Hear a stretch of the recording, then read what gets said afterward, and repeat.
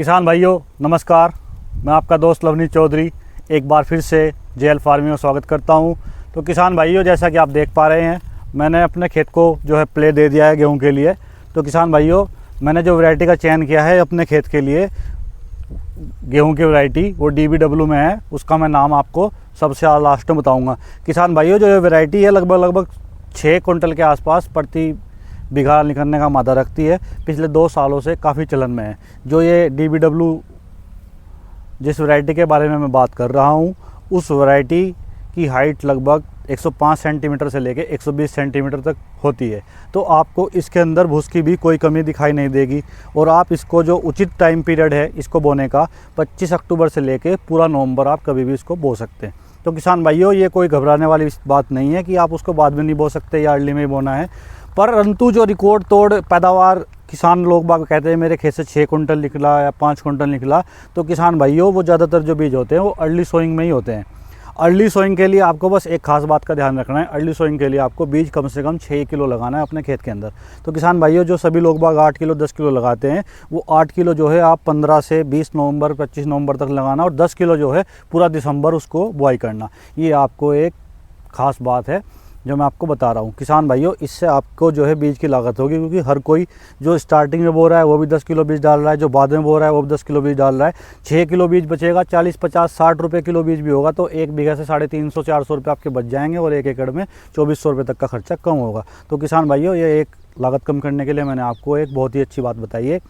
अगर आप अभी बीज की बुआई करते हो और आप 6 किलो लगाओगे तो उसका मेढ़ा जो है काफ़ी अच्छा निकल के आएगा।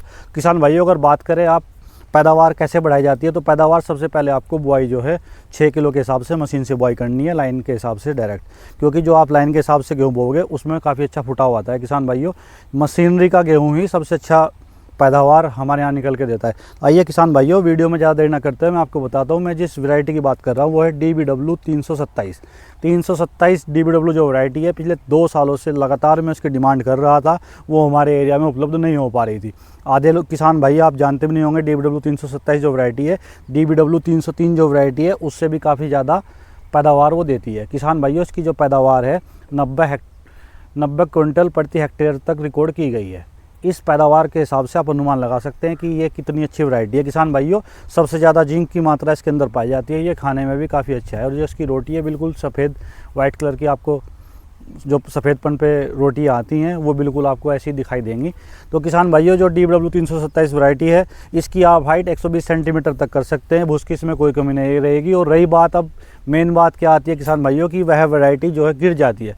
किसान भाइयों, DBW में जितनी वैरायटी हैं उनकी जड़ें जो है मजबूत हैं, उनका जो फुटाव ज़्यादा मजबूत होता है, तो उनकी जड़ें काफ़ी मजबूत हैं। तो उसके आधार पर कोई भी DBW वैरायटी इतनी आसानी से नहीं गिरती है। आइए किसान भाइयों, आपको मैं बता देता हूँ कि पैदावार पर कहाँ डिपेंड होती है। किसान भाइयों, जो अगर फरवरी माह के अंदर गर्मी जो है ज़्यादा हो जाए आपके खेत के अंदर, जैसे आपका खेत है, अगर इसके अंदर आप फरवरी माह चल रहा है और आपकी फसल ऐसी अवस्था में है कि जो गेहूँ हैं, बैल हैं, वो बढ़ने में की स्थिति में तैयार है, और गर्मी अगर ज़्यादा हो जाए तो उस वक्त आपकी पैदावार पर सबसे ज़्यादा नुकसान होता है।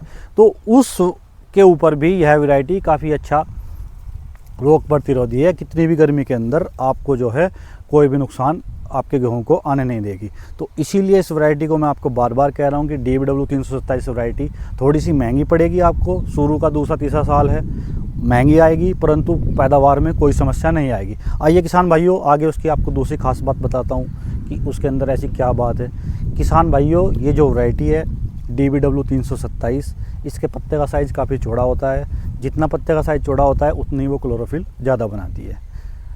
और आगे ना देरी करते हुए मैं आपको एक बात और बताता हूँ किसान भाइयों, DBW 327 वैरायटी सभी रोगों से रोग रहित है। अगर जो वैरायटी रोग रहित रहती है वही वैरायटी ज़्यादा पैदावार दे पाती है, क्योंकि कुछ किसानों की गलतियों के कारण ही वैरायटी जो है डाउन चल जाती है। बाकी वैरायटी सभी अच्छी होती है। कुछ किसान भाई ऐसे समय पर स्प्रे लगा देते हैं जब उसको खेत को ज़रूरत नहीं होती, और वो स्प्रे उसमें लगा बैठते हैं। वो गाभे के समय भी हो सकता है, या वो आपको बैल बनते वक्त, बैल में दाना बनते वक्त भी स्प्रे का एक कारण हो सकता है कि उससे दाना पूरी तरीके से ना बने। तो किसान भाइयों, थोड़ी बहुत और सावधानियाँ मैं आपको आगे बता दूंगा कि आपको उसमें समय रहते हुए क्या करना है। किसान भाइयों, अगर गेहूं की डोज के बारे में बात की जाए, आपको उसमें क्या खाद देना है, तो मैं आपको एक निचोड़ भरा खाद बता देता हूं। जो रिकमेंड है गेहूं के अंदर, जो प्रोडक्ट है वीट बूस्टर और वीट बूस्टर प्लस, 2 प्रोडक्ट हैं। इन दोनों प्रोडक्ट के अंदर वो सारी माइक्रोन्यूट्रेंट या हार्मोन्स या एंजाइम्स,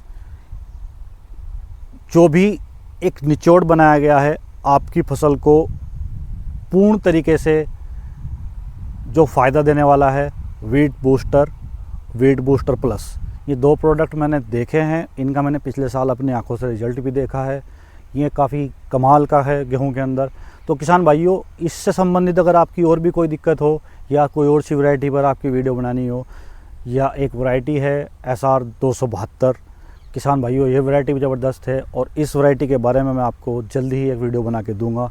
ये वैरायटी जो है दिसंबर महीने के अंदर भी 4.5 से 5 क्विंटल प्रति बीघा निकलने की क्षमता रखती है। तो किसान भाइयों, इसी के साथ धन्यवाद। वीडियो को शेयर और लाइक करें और हमारे इंस्टाग्राम चैनल को सब्सक्राइब करें।